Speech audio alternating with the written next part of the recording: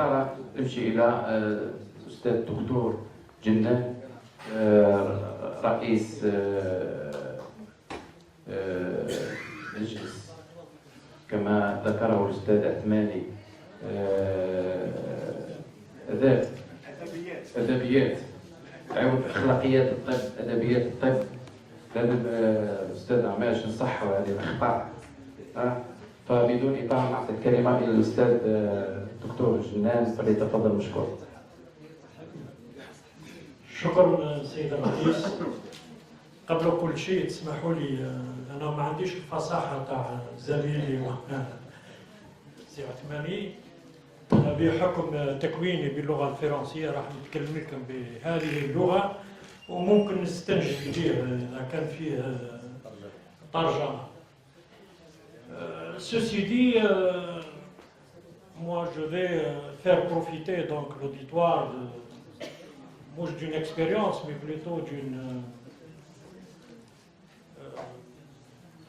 d'un état de fait. Qu'en est-il de la responsabilité médicale en Algérie? C'est un point de vue du Conseil de l'ordre des médecins à l'échelle nationale, puisqu'étant vice-président national, donc je me permets de porter un jugement sur ça. Mes chers amis, le métier exercé par les médecins, c'est un métier qui est très à risque, puisqu'il est soumis à beaucoup de contraintes, des contraintes multiples et variées, mais ceci, mouche pour dire que le médecin est un super-homme. Non, c'est un citoyen qui exerce une activité donc à risque au sein d'une profession organisée. Donc en tant que citoyen, il répond de ses actes devant la société et en tant que praticien, il en répond devant ses pairs, c'est-à-dire le Conseil de l'ordre. C'est quoi le Conseil de l'ordre? Le Conseil de l'ordre est une institution de la République qui veille au maintien des principes, de grands principes, des principes de moralité, de probité, de compétence et de dévouement. C'est ce qui apparaît dans l'article 7 du Code de déontologie. Et ce sont là des grands principes qui sont indispensables à l'exercice de la profession médicale et qui doivent être respectés par tous les médecins. L'ordre est aussi le garant de la qualité des soins qui sont offerts aux citoyens. D'ailleurs, c'est ce qui ressort dans l'article 14 du Code de déontologie, ce qui fait du médecin qu'il est l'interlocuteur privilégié des patients. C'est sa mission au quotidien, tous les jours. Donc, pour préserver la qualité des soins qu'on dispense, c'est ce qui fait la singularité de cette relation médecin-malade qui est l'élément fondateur du système de santé algérien. Et si j'ai une conclusion à faire, l'ordre, c'est une institution au service des médecins, mais dans l'intérêt des patients. L'exercice de la médecine est un art, qui est acquis par des connaissances qui sont acquises au cours du cursus, mais c'est aussi des connaissances qui sont glanées là et là, ça et là, pendant donc l'exercice, la pratique, l'expérience.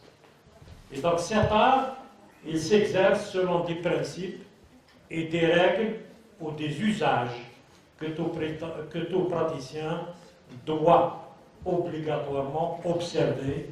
D'ailleurs, c'est l'article 1 du Code de déontologie médicale.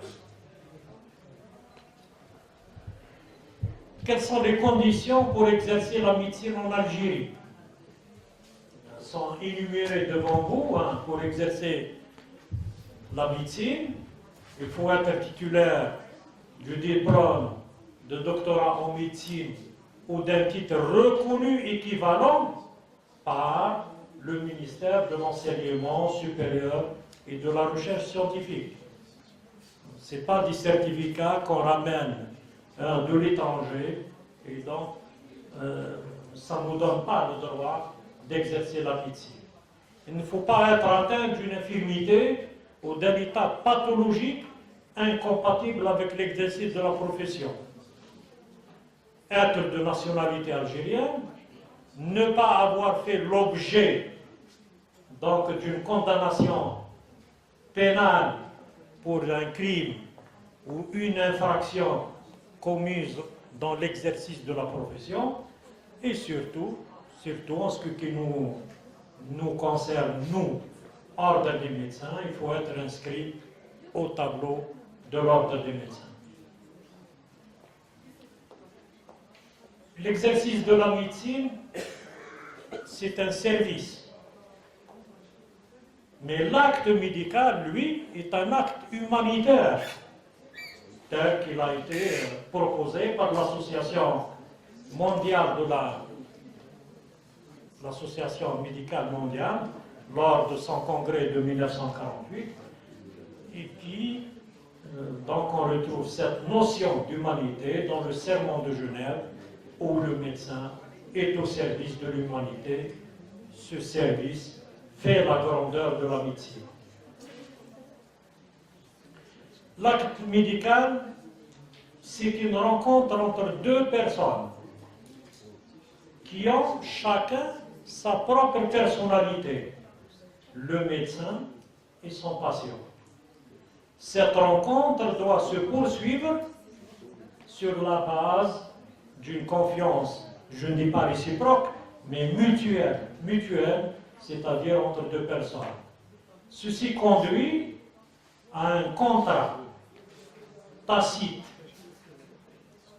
qui confie au médecin la responsabilité de conseiller le patient, de l'aider et de le guider dans un système de santé qui est de plus en plus complexe. Le médecin informe le patient sur le minimum de risques encourus. Et parallèlement, le médecin doit s'entourer du maximum de précautions pour assurer la qualité des soins. Or, dans la faute involontaire de droit commun, il n'existe pas de contrat entre l'inculpé et la victime.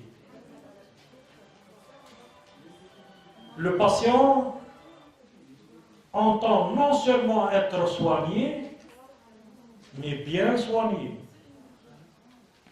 Il veut en outre que le médecin le guérisse, mais ceci est une autre chose. Si cette guérison n'est pas obtenue, c'est le mécontentement qui s'installe, le malade est déçu, et donc tout ça va se traduire par une mise en cause du patient. C'est le propre d'une société judiciarisée dont les États-Unis nous donnent vraiment l'exemple. La responsabilité médicale est engagée dès que l'article 45 du Code de déontologie médicale est déclenché, c'est-à-dire dès que le médecin a accepté de répondre à une demande, donc le médecin s'engage à assurer donc, des soins consensueux, dévoués, conformes aux données récentes de la science et de faire appel, s'il y a lieu, à l'aide de confrères compétents. La responsabilité médicale, c'est un sujet qui est très vaste, très complexe. C'est pourquoi son étude doit se faire selon une approche multidisciplinaire qui est à la fois technique, juridique et socio-culturelle. Des progrès sont possibles, et toujours dans le but d'amélioration de cette relation, donc qui fait la singularité de la médecine, c'est-à-dire cette relation médecin-malade. Donc, il y a des difficultés extrêmes pour évaluer l'acte de soin et ses conséquences et de situer de manière précise les responsabilités d'une équipe soignante et de l'institution qui les emploie. C'est quoi la responsabilité médicale? C'est celle qui est encourue par un professionnel de soins ou un établissement de soins en raison des dommages qui sont causés par les actes de prévention, de diagnostic ou de soins. Donc, pour qu'il y ait responsabilité engagée, ça nécessite la preuve d'une faute qui doit être ramenée par le patient. Il faut qu'il y ait un préjudice et il faut qu'il y ait un lien de causalité entre les deux. Le médecin, dans l'exercice de sa profession, peut être amené à faire face à trois types de responsabilités. Responsabilité civile et administrative dont le but est d'indemniser la victime, mais vous avez aussi la responsabilité pénale et la responsabilité disciplinaire qui sont, elles, d'ordre punitif ou coercitif. La responsabilité, c'est un concept ancien, puisqu'il date pratiquement de Babylone, ça fait 4000 ans, et le premier code, c'est celui d'Hammurabi, qui est le premier code connu. En Égypte, à l'époque, le code était à caractère sacré, et tout écart est considéré comme étant un sacrilège. Dans les lois, les 12 lois du droit romain, donc la faute est imputable à l'acte, et là c'est la loi du talion, œil pour œil, dent pour dent. Il a fallu attendre donc 1936 pour voir donc l'arrêt Mercier qui aboutit donc à cette notion de contrat entre le médecin et son patient. Le médecin a une obligation de moyens et non de résultats. C'est pourquoi il doit s'astreindre à respecter scrupuleusement les dispositions de l'article 14.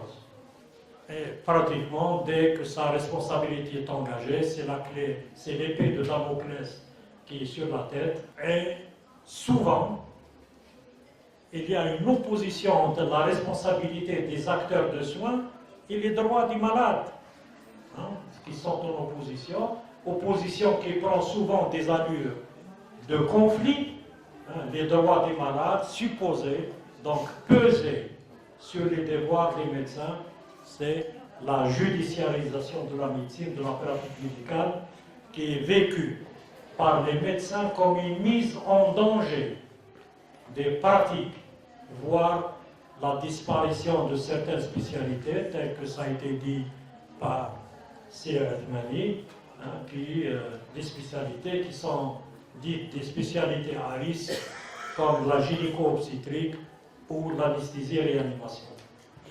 Donc, c'est pourquoi nous appelons à ce qu'il y ait une confiance, sinon la relation médecin-malade est une faille, pas de médecine comme pratique sociale.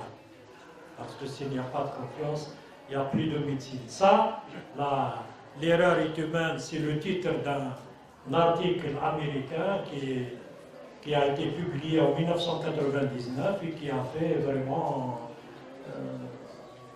c'était un scandale où il a signalé gré de 100 000 cas d'erreur médicale aux États-Unis.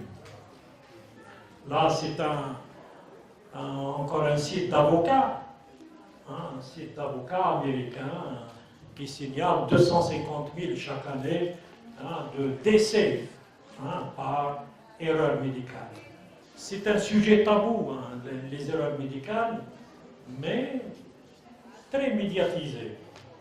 Quelques chiffres, aux États-Unis, 100 000 cas par an. En France, mon ami Philippe Juvin a signalé en 2009, il a jeté vraiment quelque chose dans la mare, où il signale qu'il y a en France entre 300 et 500 000 erreurs médicales, dont 10 000 décès. Qu'en est-il en Algérie? Là aussi, c'est un sujet tabou. Il n'y a pas de chiffres. Moi, je n'ai pas retrouvé. Les seuls chiffres qui ont été signalés par le président du Conseil national, qui sont de l'ordre entre 650 jusqu'à 1000 cas recensés dans 100 décès. De quoi parle-t-on? Les définitions, et ça a été signalé par Othmani, c'est quoi un effet indésirable, un échec médical, un risque médical, un accident médical, l'aléa thérapeutique, la faute, l'erreur, plusieurs définitions de l'erreur même. Donc c'est pour vous dire que c'est un sujet très complexe et très difficile à cerner. Dès qu'il y a un médecin qui est... non, il suffit d'en parler, c'est tout. Il est déjà condamné par le tribunal de l'opinion publique, puisque la presse en parle, et sa carrière est carrément brisée avant qu'il ne passe devant la justice. Donc aujourd'hui, c'est une... moi je lance, je parle devant des hommes de droit, donc je lance un appel en Algérie, où l'erreur médicale est souvent, quand il y a une confusion entre erreur et faute, et jusque-là c'est toujours apprécié et jugé par le tribunal pénal, c'est lui qui statue sur la faute et sur l'erreur, mais sachez mes chers amis que le médecin n'est pas un délinquant, de droit commun. Le délinquant commet une faute dans un parcours de méfaits. Par contre, le médecin, s'il fait des erreurs, c'est dans un parcours de service rendu à l'humanité. C'est différent. Donc,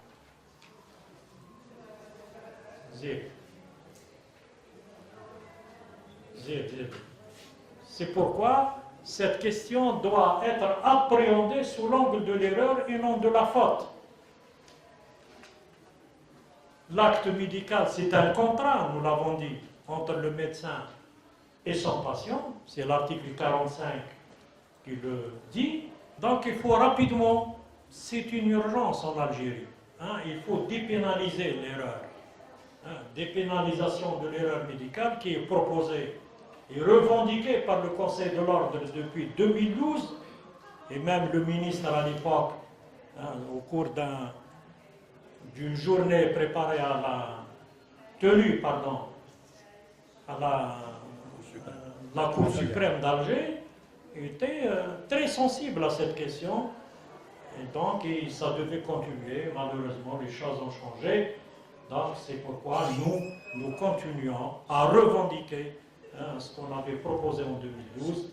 Ça constitue une urgence pour garantir la respectabilité et la noblesse de la profession, assurer surtout des dédommagements matériels de la victime, et donc le recours au tribunal administratif pour la réparation des préjudices par l'intermédiaire des assurances.